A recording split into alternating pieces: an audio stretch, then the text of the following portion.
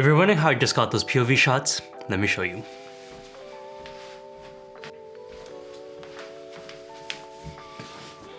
So this is a current POV rig that I'm running.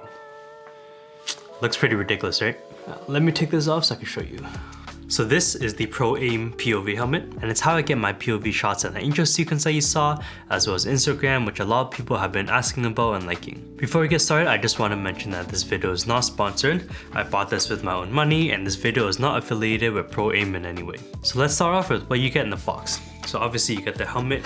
You have these two mounting brackets, one right here and one here. These actually came switched, but they are modular, so you can switch them. It comes with the mounting bracket right here, as well as this Arca quick release plate, so that's how you would mount your camera onto it. And it comes with a lot of adjustment points so they can fit different size cameras and get the view that you want. On the front here, you also have these two different adjustment points so that you can rotate them up or down to fine tune the angle.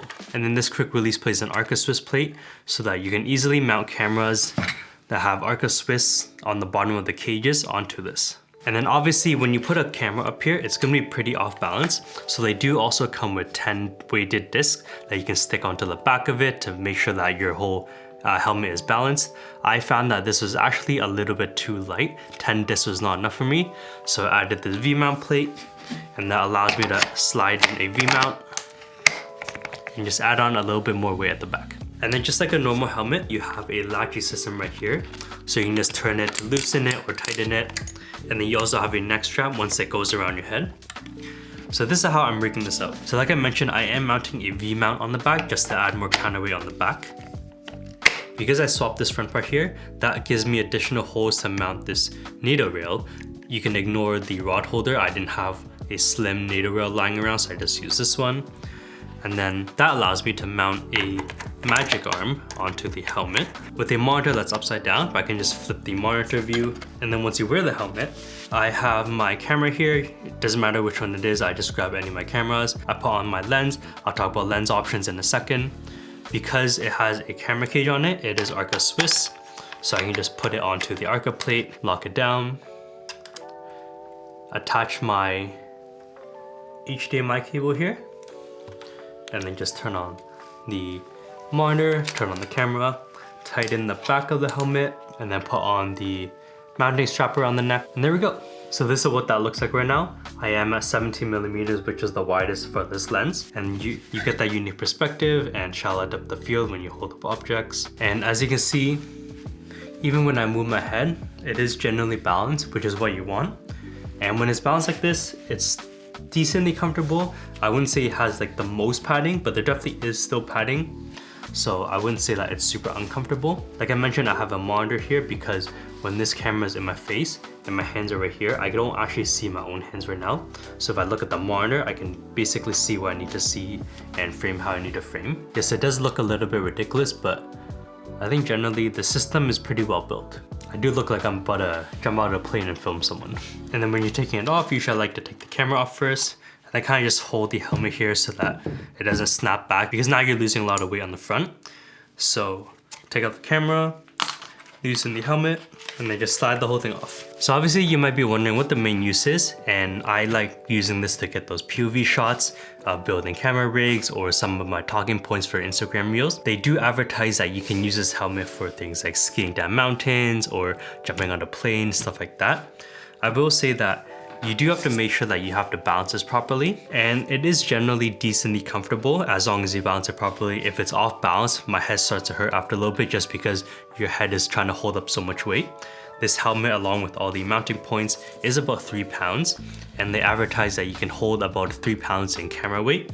So that's gonna be like 6 pounds on your head, and if that's not balanced, it's definitely gonna hurt your neck. But even when you do balance it, I don't know if I would do extreme action sports with it.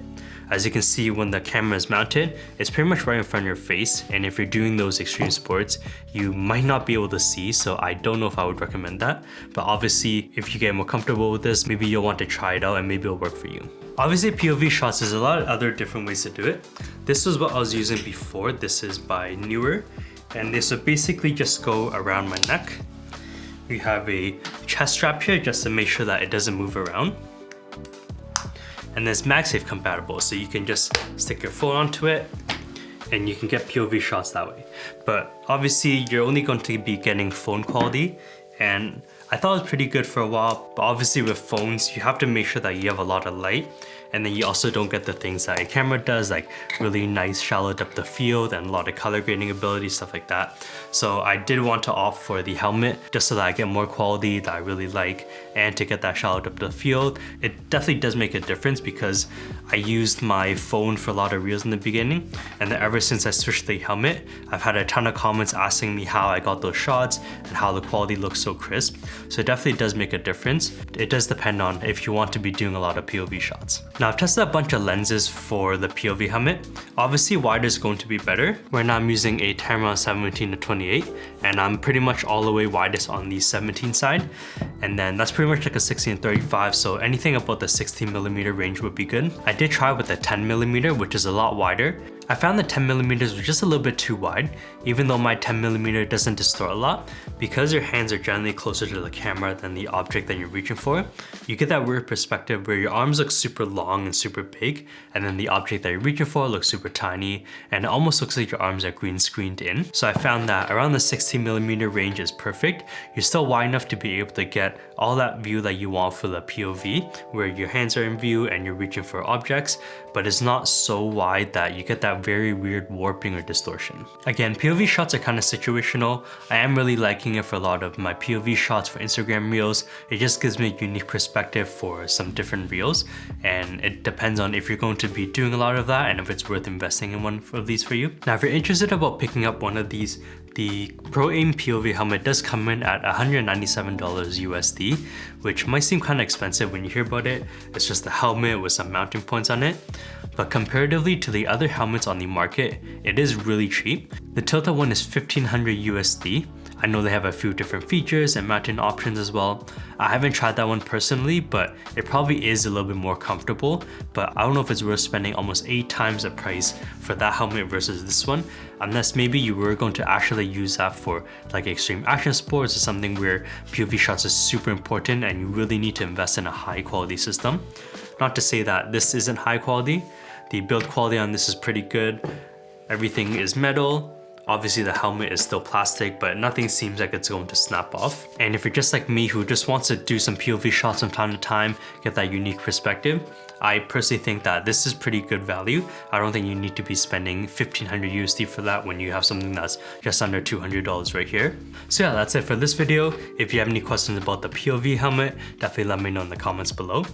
And let me know if you're gonna pick one of these up, because obviously I could still do POV shots with my phone before, but ever since I got this, I've been really liking doing POV shots, getting that very nice depth of field and unique perspective, and I've been using it a lot. If this video is helpful, definitely give it a like, subscribe to see more photo video content, and I'll see you in the next video.